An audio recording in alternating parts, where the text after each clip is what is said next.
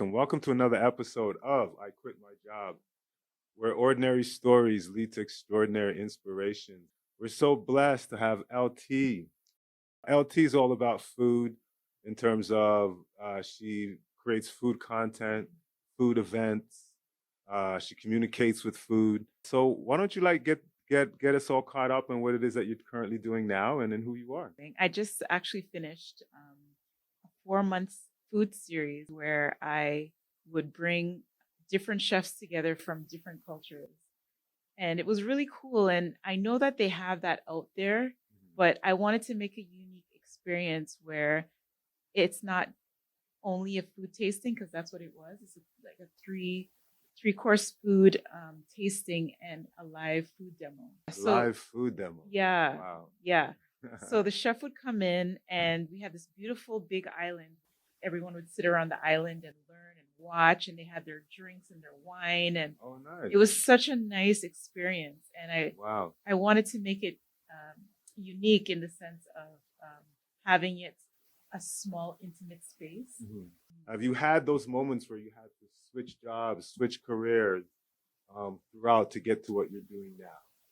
Not really, Uh-huh. because so I went to Centennial after high school, Mhm. and I took a business management course, a program, and that I did that for a couple of years, and then, but at the same time, even when I took that in school, I really had this urge, like this yearning Mhm. to be in the food industry. Oh, wow. I only did the business management course because my mom wanted me to do it. It was like Uh-huh. one of those things where she was like, "No, it's important. You must do it." Mhm. And Is so she into business or something? Like, I think because she just wanted a better life because she wasn't able to do that herself. right, So right. I guess maybe learning from her experience because she didn't do it, she was Mhm. just kind of like guiding me, like, "Okay, I didn't do it, so you do that. Make sure you do that." Right, right. I did it. Mhm. And but I still had a yearning for cooking, and I think it was just because of how I grew up. Single parent home, Mhm. and I'd be home and my mom would tell me to do certain things, like, just like a lot of the kids, take that chicken out the freezer and Oh, whatever. And then it moved on to her teaching me how to season the chicken oh, and nice, do all that stuff. nice, So it nice. moved on to, Right. some other stuff. I was able to get into working in the kitchen at Scarborough General, and I did that for a few years. Wow. So you But enjoyed that. no, not really. Yeah. Because if hospital food is just very basic. Cookies. It's like jello and pureed Yeah, like sweet potato or whatever. And so I wanted to do something more than that. So I ended up taking a walk down by Union Station, and I saw the Fairmont. I always heard about the Fairmont Royal York, right. but at that time it was Paramount. It was the Royal York Hotel. Okay. And I'm like, this might be a big thing where maybe they might not accept me, but you know what? I'm going to try anyways. I went in, I asked to speak to the one of the sous chefs in the kitchen. So he came out, and him and I were talking, and I let him know what I wanted to do. I said, I've always had food ingrained in me. I learned with what my mom taught me, and I'm currently working at a hospital, but I want to do something more. Like, so I wanted to know if I could volunteer. So he was like, "We don't do that because we're unionized and whatever." He's like, "Why don't you just apply? Like, why do you want to volunteer?" Right, right. So he introduced me to the head chef. I had to go and do an interview and a food test, Oh, wow. and I did something that my mom taught me. Mhm. Made dumpling soup with yam and all that stuff. And I served it. I made it and I served it to a British chef. Like, Yeah. it was a chef that never, like, yeah, he's tried dumpling before, but Mhm. like Caribbean style. Mhm. That's big. That's big up. That's big. That's big. Yeah, That's yeah. huge. Fast forwarding, they called me a couple weeks later. I got the job. What? Yeah, 20 plus years. Wow. Yeah, Wow. So that's where the love of food even like nourished. yeah. So what was that transition though from like the hospital and then to the hotel?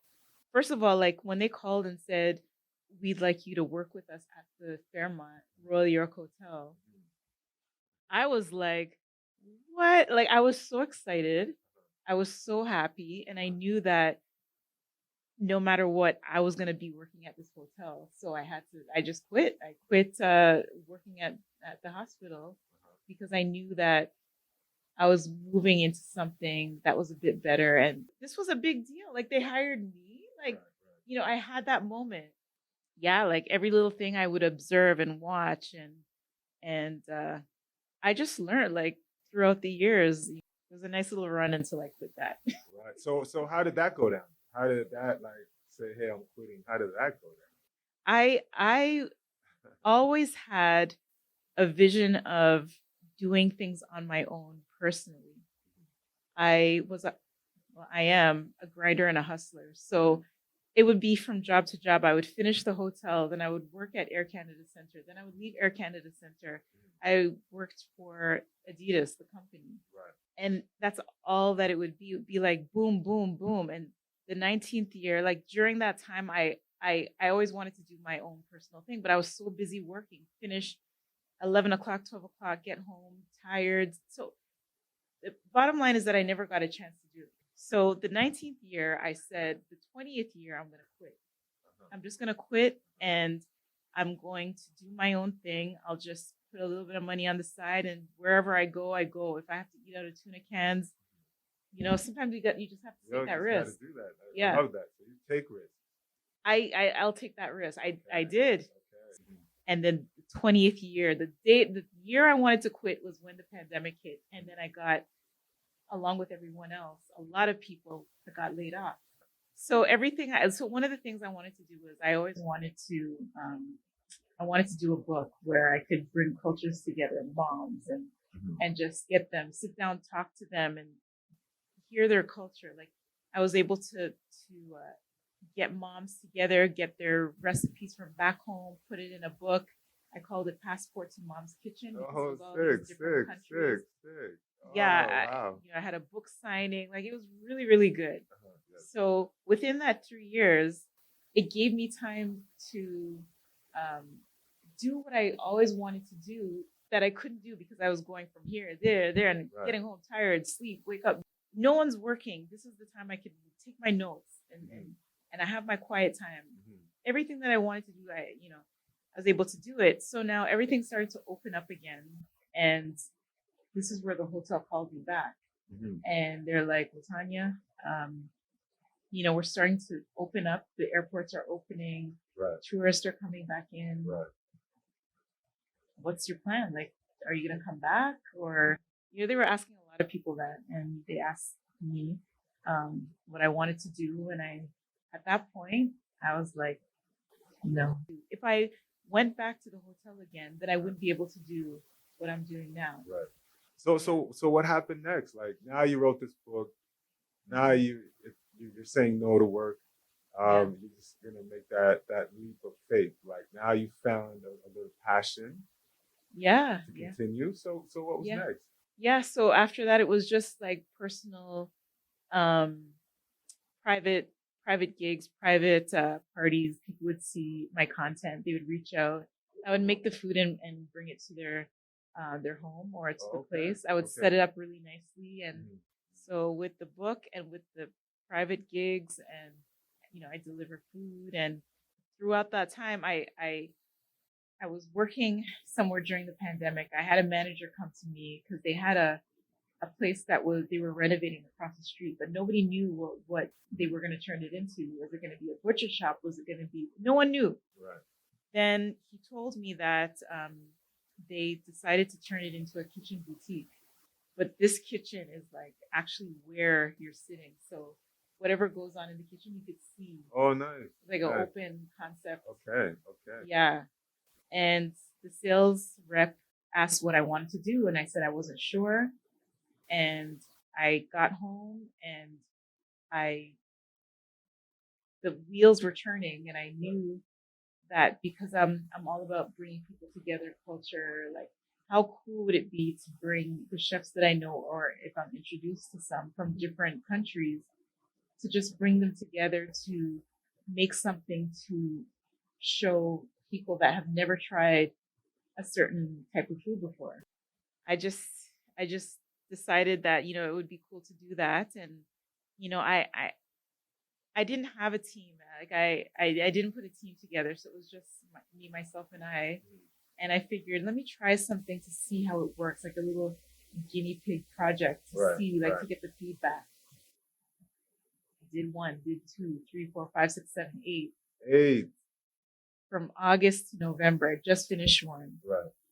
And the amount of feedback that I got from it, Uh-huh. Zoe, oh my gosh, like, you should have another one. Do it for Valentine's Day. Like, Oh, when is the next one? I'm so same. sorry I missed it. So I'm just like, listen, I enjoy doing this. But what the difference with this, I didn't cook. I just brought the chefs together. Right. So I got 8 chefs that were willing to come out to demonstrate something from their country. Right.